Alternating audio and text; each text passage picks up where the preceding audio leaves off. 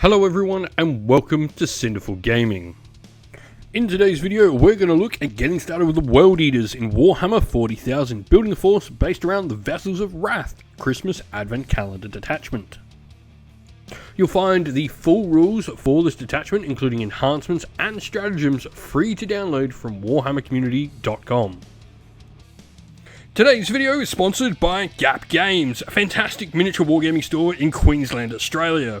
They stock a wide variety of miniature wargames, from all things Games Workshop to some of my personal favourites, Conquest, The Last Argument of Kings, and all things Modifius wargames as well. Use our affiliate code in the link below to help support both this fantastic store and the channel as well. And so, first of all, to lead our force, we have a World Eaters Lord on Juggernaut. This model has a few different combat attacks, from its Exalted Chainblade first of all, with 7 attacks at strength 6 and damage 2, then the Juggernaut's Bladed Horns, which also have strength 6 but a Lance special rule in there as well and damage 2 as well.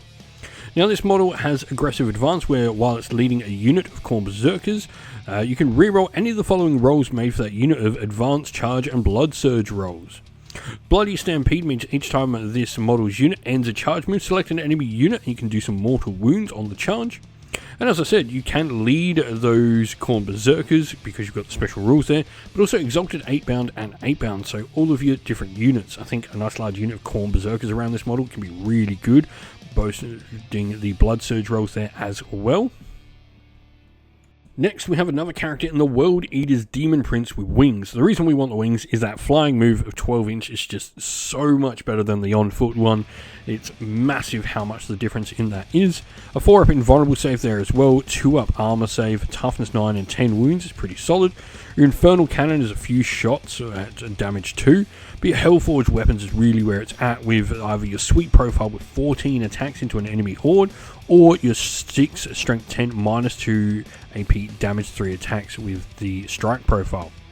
Now Bloody Terror means at the start of the fight phase, enemy units in engagement range have to take a battle shock test, and your Oath to Khorne at the start of the battle, you select a unit from your opponent's army to be this model's sworn foe, and each time you attack that unit in combat you can get rerolls to hit and rerolls to wound. And if at the end of the battle the sworn foe has not been destroyed, this model is destroyed however, so you have to make sure you pick something that is going to get removed. Now in this particular force we don't want any of our sort of cheap cultists, we want the Marines on the table, so Khorne Berserkers are obviously going to be the focus of the force. They have the options for taking a couple of plasma pistols in the unit and also eviscerators as well. These Khorne eviscerators, 1 in every 5 models can take. It can be a quite deadly close combat weapon at strength 8, minus 2 AP and damage 2. But really it's the Blood Surge ability that makes them great, where each time an enemy unit is selected to shoot and after finished making its attacks, if any of those models were destroyed as a result of the attacks, you can make a Blood Surge move. So if someone shoots you and you lose a model, you get a Blood Surge move of D6 inch, which actually has to finish as close as possible to the closest enemy unit, though when doing so the models can be moved within engagement range. This is pretty cool. So if you're really close to your opponent and your opponent shoots, you potentially can just get straight into combat and stop your opponent shooting with other units, which is really cool. The Icon of Khorne here means each time a unit makes a Blessing of Khorne roll, if the bearer's units are in range of an objective, you can re-roll the dice. Next, the 8-bound. 8-bound are a pretty solid unit. You get 3 in them as standard and can be upgraded to 6 models in the unit. But the big thing here, toughness 6, 3 plus save, 5 of them are invulnerable. These are like your demon corrupted Khorne Berserkers. They're armed with 8-bound eviscerators and heavy chain glaives on the unit as well. They have a decent AP and you've got damage 2 there as well. Now the heavy chain glaive is a weapon option you can take instead of the lacerators the champion has. It drops your strength but goes to AP minus 3 with 8 attacks at damage 1, so it can be really good at horde killer, or you can have 4 attacks at strength 9 minus 2 AP damage 3. I do like the strength 9 in there, it just gives you a little bit of anti-armor protection. They've got Scale 6 inch, which is nice as well, allowing you to move up the table when you're starting the game, and Beacons of Rage, while the friendly World Eaters units within 6 inch of this unit, each time they make melee attacks you can reroll wound rolls of 1, or if the attacks target a unit that is below half strength, you can reroll the wound roll instead. It's a really cool way to get a buff into your force while also getting another decent combat unit.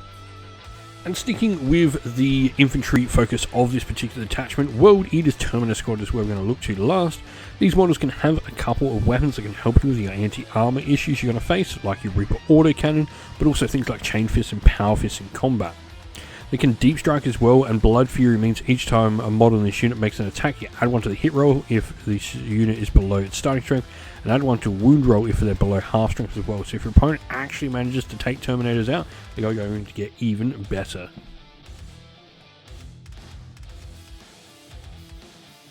And so, we are playing with that Vessels of Wrath detachment for the World Eaters here.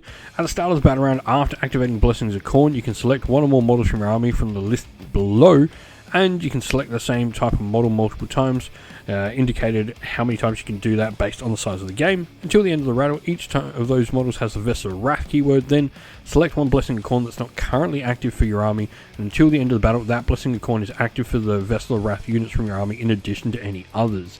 It's a cool way to get extra Blessings of Khorne on some of your powerful combat units. And so, to begin with, for our characters, the first of these is our World Eater's Demon Prince with wings.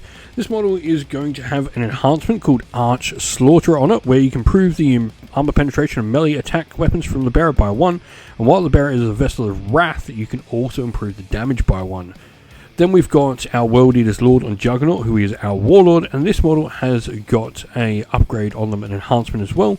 The Vox Diabolus, where each time the bearer's unit destroys an enemy unit with a melee attack, roll a d6, adding 1 to the result if the bearer is a Vessel of Wrath, and you can gain an extra command point from it. Battleline is pretty simple. We have 2 units of Khorne Berserkers, both with 10 models in the unit. The Khorne Berserker Champion with Plasma Pistol, 2 extra Plasma Pistols in the unit, and 2 Eviscerators, and an Icon of Khorne in each unit as well. Lastly, for our infantry, we have a unit of 3 8-bound, with the 8-bound champion having Lacerators, and then a World Eater's Terminator Squad, 5 models in the unit, a Heavy Flame, a pair of Accursed Weapons, 3 Power Fists, a Chain Fist, and every model that can has a combi weapon as well. We hope that you found this video helpful in getting you started with Warhammer 40,000, and that it was able to give you some ideas and inspiration to start your own force in the game. If you have any further questions, please comment down below, and while you're there, don't forget to drop a like, subscribe, and join our Discord server to check out all of our future Warhammer 40,000 content.